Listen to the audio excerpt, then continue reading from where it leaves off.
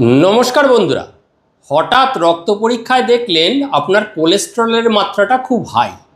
Cholesterol মানেই খারাপ কিছু কি? সত্যি কি কোলেস্টেরল আমাদের জন্য ঘাতক? চলুন আজ এই ভিডিওতে আমরা সঠিক তথ্যটা জানি।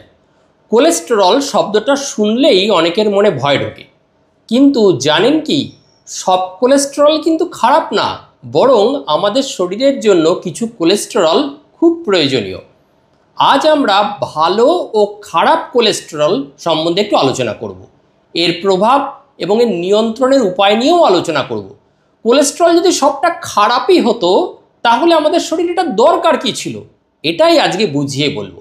নমস্কার, পরিচয় পর্বে প্রথমেই বলি আমি doctor Anupam Sinha, general physician, proctologist, lifestyle modifier. এই পর্বে আপনাদের হোস্ট, আর আপনারা দেখছেন আপনাদের নিজেদের YouTube channel doctor Anupam helpful.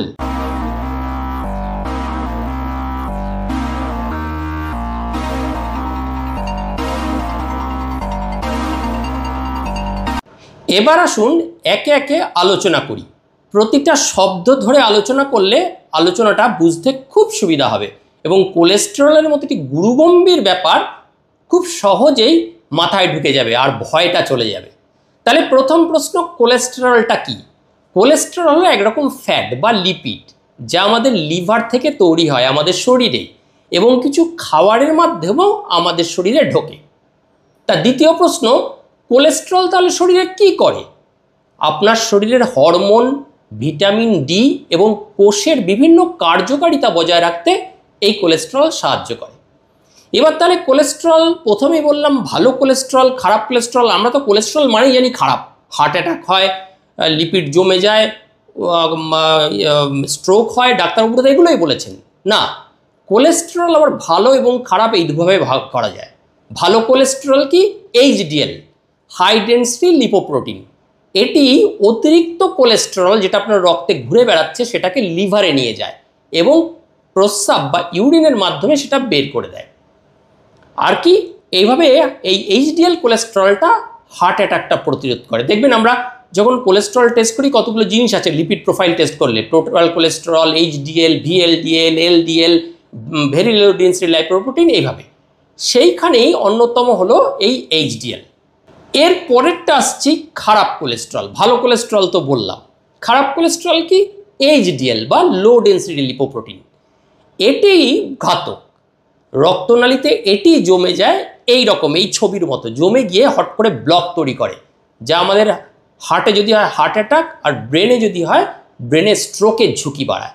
কিভাবে তাহলে এটা ঢোকে? অতিরিক্ত ভাজা ভুজি, ট্রান্স ফ্যাট, স্যাচুরেটেড ফ্যাট বেশি খেলে এটা বেড়ে যায়।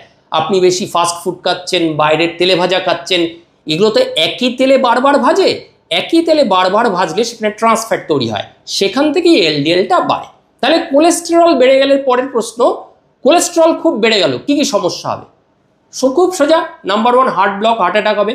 হাই ব্লাড প্রেশার, রক্তের নলগুলো সরু হয়ে যাবে, রক্তচাপ বেড়ে যাবে, আপনার স্ট্রোকের ঝুঁকি বাড়বে, আপনি মুটিয়ে যাবেন, ওজন বেড়ে যাবে, স্থূলতা বৃদ্ধি পাবে, লিভার ও কিডনি মারাত্মকভাবে ক্ষতিগ্রস্ত হতে পারে। তাহলে ডাক্তারবাবু সবই তো বুঝিয়ে বললেন, ভালো কোলেস্টেরল, খারাপ কোলেস্টেরল কি হতে পারে, খারাপ জিনিস। তাহলে কোলেস্টেরল কমানোর এবার ঘরোয়া কিছু উপায়। ঘরোয়া কিছু উপায় হচ্ছে সঠিক খাবার খান, যেগুলো বেশি ফাইবার আছে, যেমন ওটস, বাদাম, রসুন, মাছ, মাছের মধ্যে যেগুলো ছোট কার্প মাছ, জ্যান্ত মাছ এবং সামুদ্রিক মাছ, এগুলোতে ওমেগা 3 ফ্যাটি অ্যাসিড আছে। শাকসবজি, ফলমূল, এগুলোর ফাইবার অন্ত্র থেকে ফ্যাট শোষণে বাধা দেয়। অলিভ অয়েল, জলপাই তেল ইউজ করতে পারেন, সরষের তেল ব্যবহার করতে পারেন কম পরিমাণে। রিফাইন্ড চিনিটা এড়িয়ে যান, যতদূর সম্ভব ফাস্ট ফুড আর রিফাইন্ড চিনি এটা এড়িয়ে যান। আর কি করতে পারি? শারীরিক একটু পরিশ্রম করুন, প্রতিদিন অন্তত 30 থেকে 45 মিনিট হাঁটুন। ব্যায়াম করতে যদি সময় না থাকে অসুবিধা কিছু নেই, 30 থেকে 45 মিনিট হাঁটুন, কর্মস্থলে যান, স্টেশনে যান, স্টেশন থেকে বাড়ি আসুন, তাহলেই হবে। দৌড়ন, পারলে যারা পারবেন অবশ্য, সাইকেল চালান, সাঁতার কাটতে পারেন। আর একটা জিনিস যেটা এখন আধুনিক খুব চলছে সমাজে, ধূমপান ও মদ্যপানটা এড়িয়ে চলুন। যদি এগুলো করতে পারেন তাহলে এগুলো এইচডিএল এর মাত্রা বাড়াবে এবং এলডিএল এর মাত্রা কমিয়ে দেবে এবং হৃদরোগের ঝুঁকি আপনার ভালো হবে। আর কি, পর্যাপ্ত জল খান। শরীর থেকে অতিরিক্ত জল ও টক্সিন বের করতেও কিন্তু এই পর্যাপ্ত জল, আপনার ইউরিনের মাধ্যমে বেরিয়ে যাবে টক্সিন, সেটাতেও লাভ হয়।